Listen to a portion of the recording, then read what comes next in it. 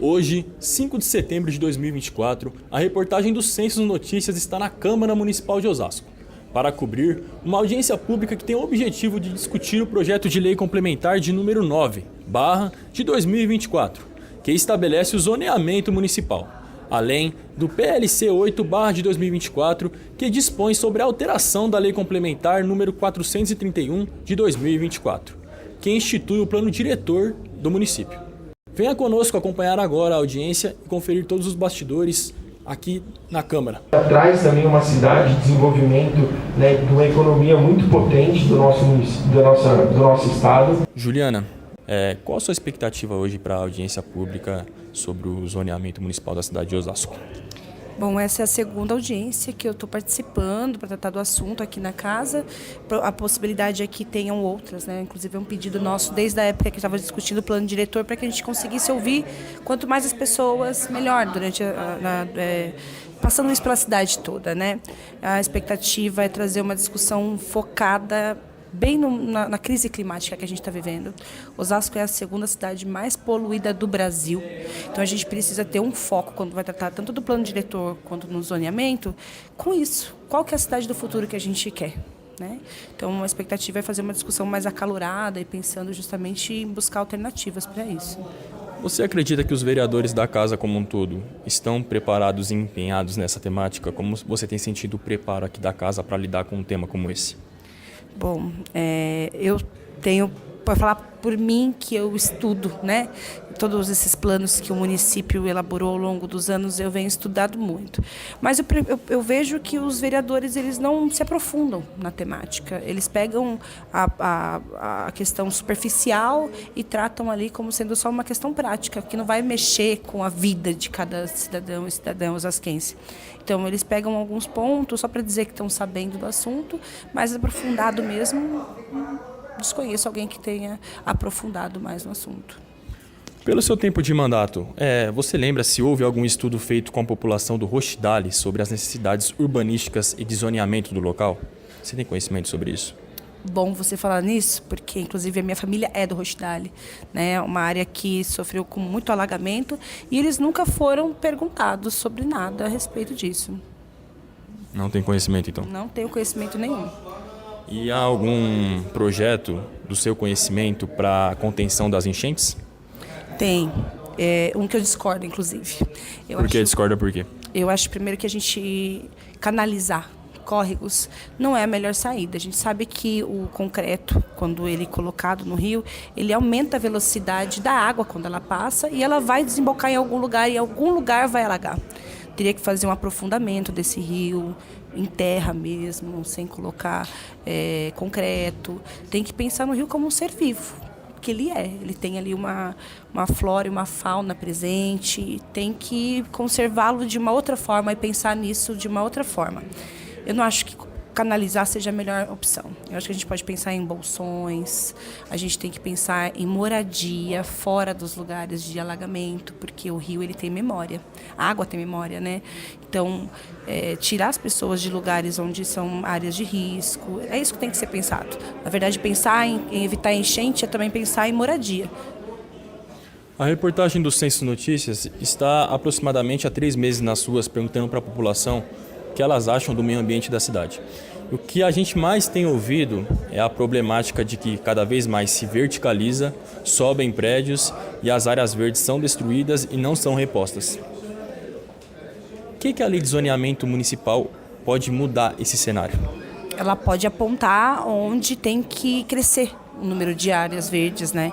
Eu não vejo isso de forma equilibrada. Eu vejo que existe um movimento de especulação imobiliária predatório, que vai avançando, tentando desmatar. Inclusive, tem uma área que está em discussão, que é a área do São Francisco, onde tem ali o Golf Club, que é uma área grande, verde, que independente da área gramada, tem uma área de floresta a ser preservada e que corre o risco de ser derrubada por causa de um empreendimento imobiliário de grande porte e também para classe altíssima, né?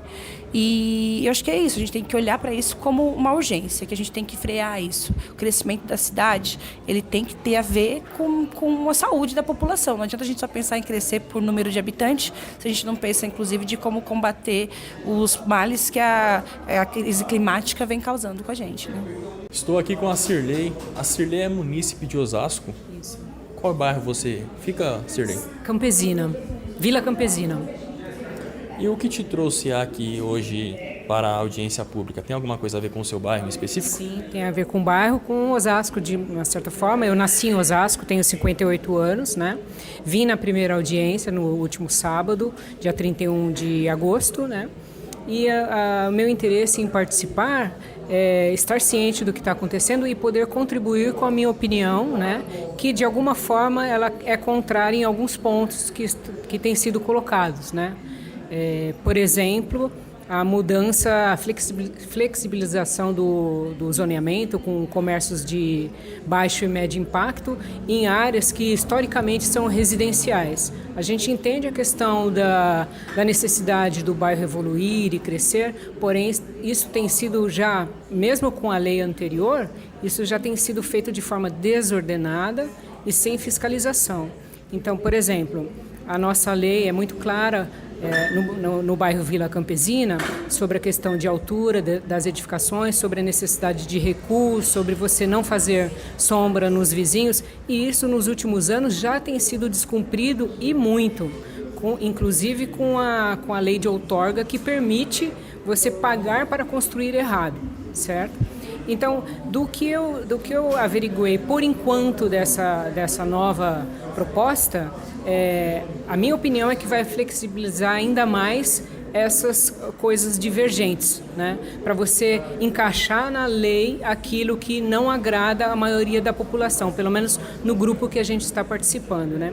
Então, comércios de baixo e médio impacto vão afetar ainda mais aquilo que tem sido prejudicial ultimamente. Por exemplo, muitos bairros em Osasco, vou falar quilômetro 18, Jardim das Flores e agora Vila Campesina, agora não, já há alguns anos, tem sido interesse de donos de bares. E esses bares, não vamos dizer assim que é uma gastronomia para receber uma família, que é um ambiente agradável para receber uma família para consumir. São bares ruidosos que atraem populações de outros bairros distantes para fazer algazarra, né? Então, se a gente visitar ali o Vila Campesina, a gente vai ter o desprazer assim, de conhecer algum desses bares que inclusive estão invadindo as nossas praças. Realmente invadem, botam os quiosques, os guarda-sóis lá fora e usam a praça pública como área. Você não pode sentar lá que o garçom chega para te atender. Então eu vim para tentar contribuir, para ajudar na opinião popular, como munícipe, como nascido em Osasco, para que isso possa ser averiguado, mudado e cuidado com mais carinho. Exemplo também a questão ambiental, né? Que as árvores são suprimidas assim em 5 segundos e a compensação ambiental não é feita no local. Então você paga uma multa ou paga 10 mudas e essas mudas a gente não sabe para onde vai, porque não volta para o lugar onde tirou, entendeu? É isso. Nós já estamos ouvindo, a audiência foi iniciada. Qual a sua expectativa para a gente encerrar? A expectativa principal hoje é que liberem os estudos que dizem que foram feitos e que o munícipe não teve acesso para entender que estudo ambiental foi esse, que estudo de trânsito foi esse e como isso vai nos afetar. Porque a gente, né, seguindo a questão da transparência pública, que é uma lei, a gente não teve acesso a nenhum estudo ainda. Então, essa é a principal expectativa hoje. Ouvir o resultado da reunião anterior e ter a liberação desses documentos, que aparentemente está numa caixa na nuvem, mas nós não tivemos acesso. Muito obrigado, viu? Obrigada. Essas áreas, a gente fez todo esse estudo para que em cada determinação de bairro, se é possível potencializar. A audiência acabou agora há pouco aqui na Câmara Municipal de Osasco. Estou aqui com o Juliano Oliveira. O Juliano, ele é o secretário executivo de projetos de cidade, que faz parte ali da CEPLAG. Juliano, qual é a sua avaliação? Qual é a sua avaliação sobre a audiência? Qual que foi a perspectiva geral? A gente está muito confiante, né? A gente vem trabalhando nessas leis desde o plano diretor até o zoneamento e código de obras desde 2017. Então a gente está muito confiante que a gente consiga realmente fazer a revisão dessas leis. Leis essas que já têm mais de 46 anos. O Código de Obras é uma lei atual de 1971 e a Lei do Zoneamento é de 1978. E o resultado disso está aí. O crescimento desordenado, construções de prédios sem o devido estudo e sem as devidas contrapartidas para mitigação dos impactos gerados pelos empreendimentos. Ô Juliano, nós estamos fazendo um trabalho de reportagem há aproximadamente uns 3 meses nas ruas. Perfeito. E, para contextualizar, muitas pessoas desconhecem a lei de zoneamento, o que isso interfere na vida delas, o que pode vir a acarretar. Se você pudesse dar uma pincelada nesse tema, o que pode afetar ou deixar a vida das pessoas melhores daqui para frente? Perfeito. Realmente a lei de zoneamento é uma lei densa, é uma lei que mexe em toda a estrutura organizacional da cidade e é um tema relativamente complexo para o entendimento da população. A gente, através do Departamento de Governo Aberto, está tentando simplificar cada vez mais a linguagem dessas leis, ampliar cada vez mais a participação social e é uma lei basicamente que trata do desenvolvimento urbano da cidade para os próximos anos. Aonde pode construir prédio, aonde pode verticalizar a determinada altura, a determinada quantidade de andares, aonde a gente não pode verticalizar e a gente tem que manter exclusivamente residencial, aonde a gente pode ter comércio e serviço, aonde a gente pode ter empresas. Então é uma forma de você organizar a cidade e trazer um desenvolvimento ordenado. Né? E ao contrário do que vem acontecendo nos últimos 46 anos, que essa lei nunca foi visitada. Juliano, em conversa com algumas pessoas do meio ambiente, da Comissão de Meio Ambiente da OAB de Osasco, disseram que elas tiveram muita restrição ao estudo prévio da lei de código de zoneamento, principalmente por parte da CEPLAG. Como que poderia ser melhor apresentado esse estudo para que todos tenham acesso e assim que as leis que ficam nas entrelinhas, os artigos, possam ser mais bem explorados? Olha, os estudos eles já estão disponíveis nesse momento. Nós tivemos uma orientação jurídica de não disponibilizar os estudos. Diversas outras cidades, a gente está aqui do lado de São Paulo. São Paulo apresentou as audiências públicas, todas elas sem apresentação dos estudos. Né? Eu acho que o estudo ele corrobora com o desenvolvimento da minuta e a gente tem que respeitar o desenvolvimento da minuta naquilo que está sendo mostrado nos estudos. Esse é um trabalho mais técnico, mais voltado para a parte interna de quem está trabalhando realmente na revisão das leis.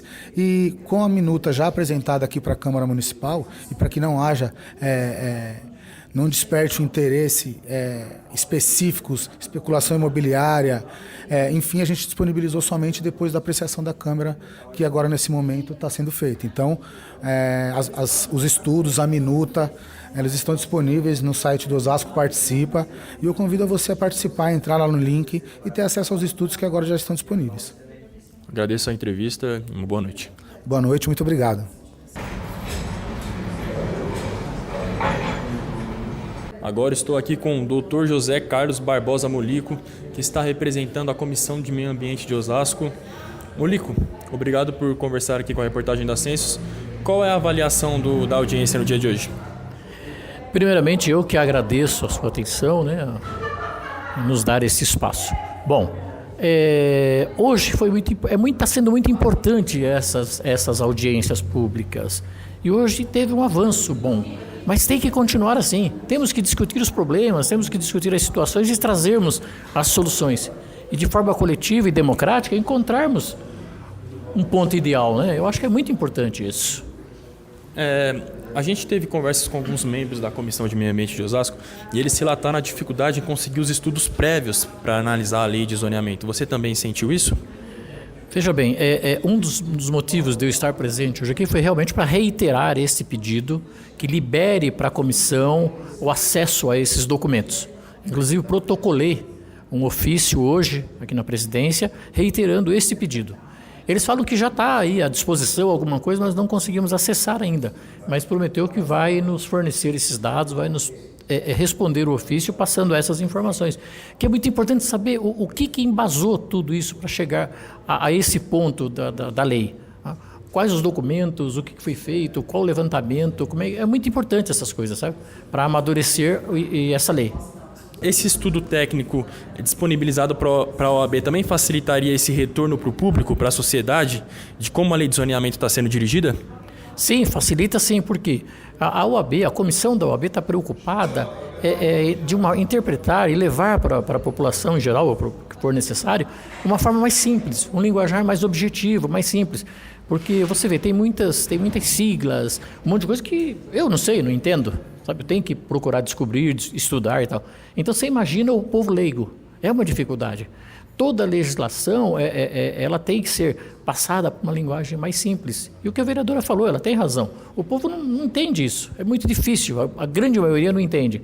Então é muito importante que se esclareçam essas coisas. O povo precisa saber o que está regendo, o que está controlando, qual é a lei que administra ou que regula a sua participação em sociedade. Molico, e foi citado agora no fim da audiência que teremos mais 2 audiências, né? Como é que você projeta? Você espera que avance os estudos? Eu espero que sim, Tem que haver esse chamamento para que o povo participe. E uma coisa muito importante, os vereadores da região, do bairro, ele representa aquele povo daquela região. Então, se ele quer, ele tem que correr, fazer com que o povo participe disso. É importante esse chamamento para que o povo participe dessas discussões. É única, gente. Outra dessa, sei lá quantos anos vai demorar para voltar. E nós vamos ter que nos embasar e trabalhar em cima dessa lei.